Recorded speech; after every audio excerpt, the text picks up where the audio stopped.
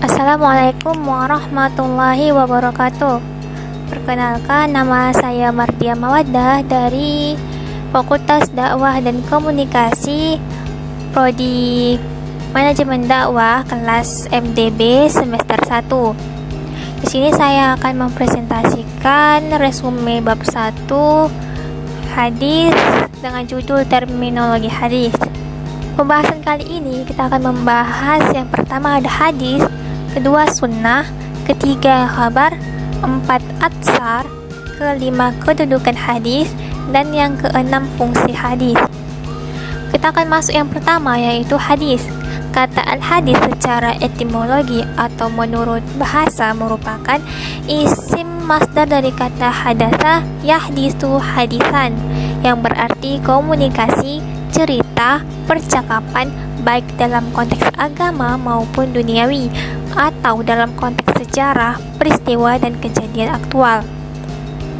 Secara terminologi atau secara istilah, ahli hadis, ahli usul, dan ahli fiqih berbeda pendapat dalam memberikan pengertian hadis, namun tetap saja didefinisikan dengan segala yang disandarkan kepada Nabi Muhammad SAW, baik dalam perkataan maupun perbuatan.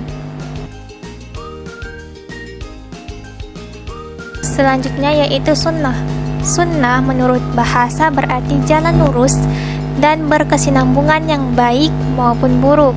Sedangkan menurut terminologi atau menurut istilah yang digunakan muhaddisin, sunnah adalah segala sesuatu yang dikaitkan dengan Nabi Muhammad SAW, baik perkataan, perbuatan, takrir, bentuk fisik, moral, maupun perjalanan hidup, baik dilakukan sebelum Nabi diangkat menjadi Rasul atau sesudah diangkat menjadi Rasul.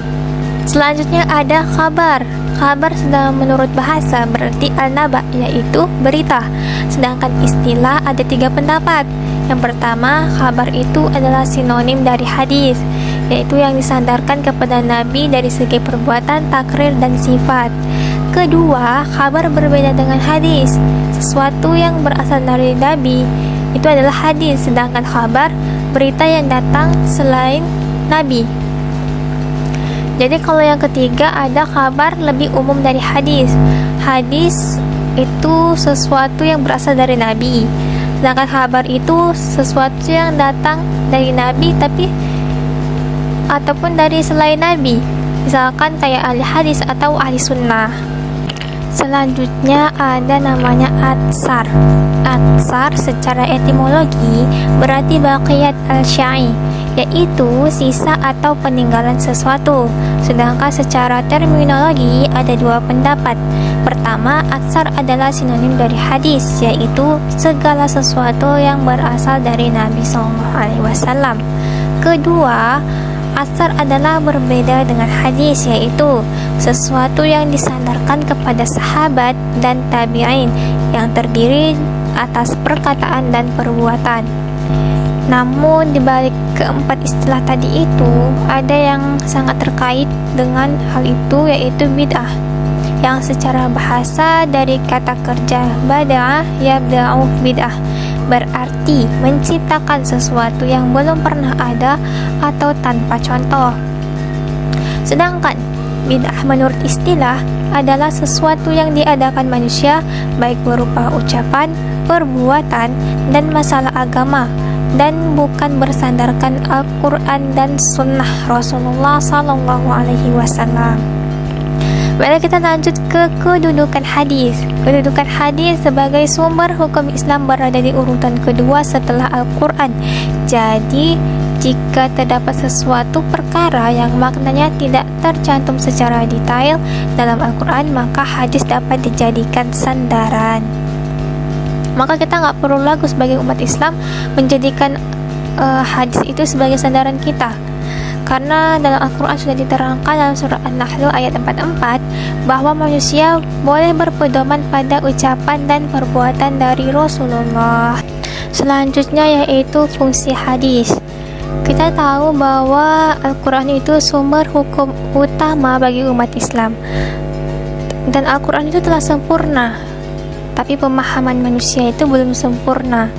Maka kita memerlukan penjelasan yang lebih detail dan dapat kita pahami agar suatu pesan itu dapat tersampaikan dengan baik. Maka disinilah peran hadis. Nah, fungsi hadis ini ada 4. Yang pertama yaitu bayan tabdilah, mengganti hukum yang telah lewat keberlakuannya. Contohnya itu zakat pertanian. Di dalam Al-Quran itu dia menjelaskan bahwa segala penghasilan itu wajib dikeluarkan nasabnya, tapi tidak dijelaskan batasan jumlahnya. Kedua, ada bayan takrir, yaitu mengokohkan apa yang telah ditetapkan Al-Quran sehingga maknanya tidak perlu dipertanyakan lagi. Terdapat dalam Quran surah Al-Maidah ayat 6. Selanjutnya ada bayan tafsir, menjelaskan yang maknanya samar, merinci yang maknanya global, mengkhususkan ayat yang maknanya umum. Artinya itu dalam Al-Quran itu terdapat beberapa ayat yang berisikan perintah sholat, tapi tidak dijelaskan dengan rinci bagaimana sih cara mendirikannya.